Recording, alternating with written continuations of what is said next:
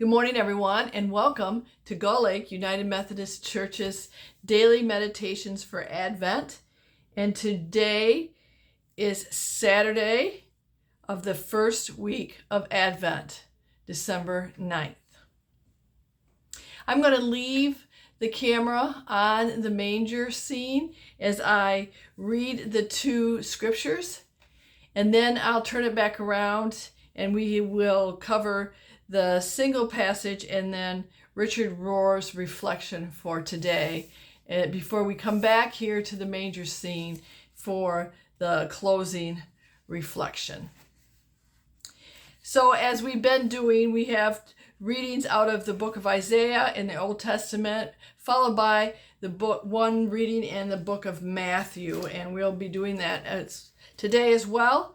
So our first reading is Isaiah. If you want to grab your Bible, we will be reading out of chapter 30, verses 19 through 21. O people of Zion, who live in Jerusalem, you will weep no more. How gracious he will be when you cry for help. As soon as he hears, he will answer you. Although the Lord gives you the bread of adversity and the water of affliction, your teachers will be hidden no more. With your own eyes you will see them. Whether you turn to the right or to the left, your ears will hear a voice behind you saying, "This is the way, walk in it." That's a very comforting passage.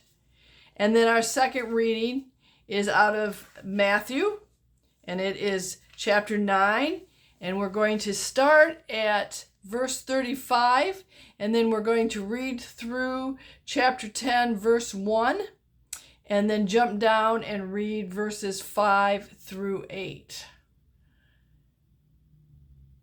Jesus went through all the towns and villages, teaching in their synagogues, preaching the good news of the kingdom, and healing every disease and sickness.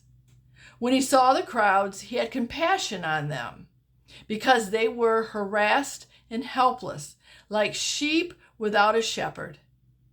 And then he said to his disciples, "The harvest is plentiful, but the workers are few. Ask the Lord of the harvest, therefore, to send out workers into his harvest field." He called his 12 disciples to him and gave them authority to drive out evil spirits and to heal every disease and sickness. These 12 Jesus sent out with the following instructions: "Do not go among the Gentiles or enter any town of the Samaritans. Go rather to the lost sheep of Israel. As you go, preach this message: the kingdom of heaven is near. Heal the sick, raise the dead, clean those who have leprosy, drive out the demons. Freely you have received, freely give."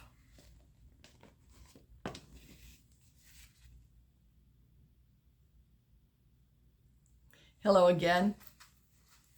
So the verse that Richard has for us to reflect on before we read his meditation is from that last reading in Matthew. It's Matthew 10, and it's the last couple verses, 6 and 7. "Go rather to the lost sheep of the house of Israel. As you go, proclaim the good news. The kingdom of heaven has come near." So this is the meditation from Richard. It's called Jesus, a Radical Reformer. The recognition of the big picture is probably as rare in our age as it was in the time of Jesus.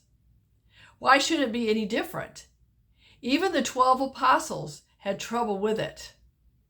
It is never going to be popular. It is never going to be for the masses unless they are awake and aware. Otherwise, they will usually substitute a perfect society, heaven, or the church for the true and big picture. We live in the in-between and with an excess of hope because there is just enough of now to assure us of the not yet. Jesus gave the world a counterintuitive message that is necessary for depth and ongoing reform in all of the world's religions. He was a radical reformer of his own Jewish religion, and in that, all religions, which normally follow Judaism's classic patterns of both getting the message and utterly opposing their own message. Unfortunately, we applied all of Jesus' criticisms to those incorrigible and hard-hearted Jews and forgot that the same criticisms apply to Catholicism, Orthodoxy, and even Protestant reform of the last 500 years.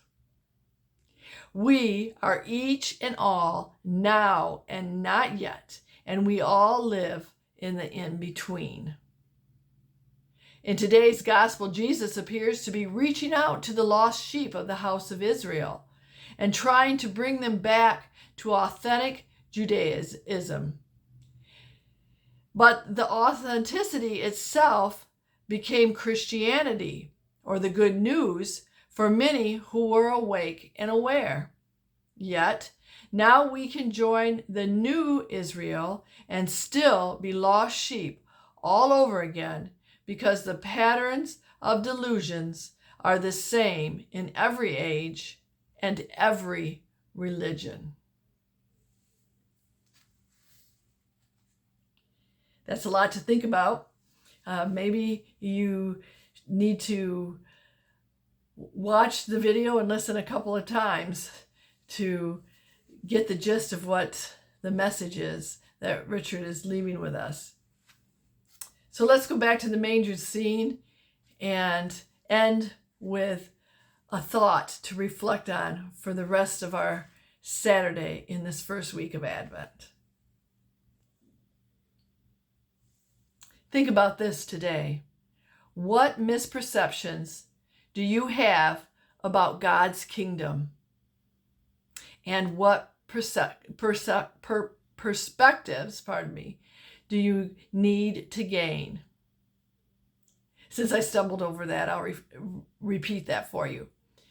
Think about this today. What misperceptions do you have about God's kingdom? And what perspectives do you need to gain?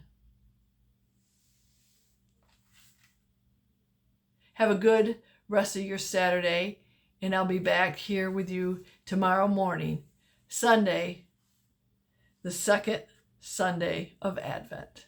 Take care and God bless. Bye-bye.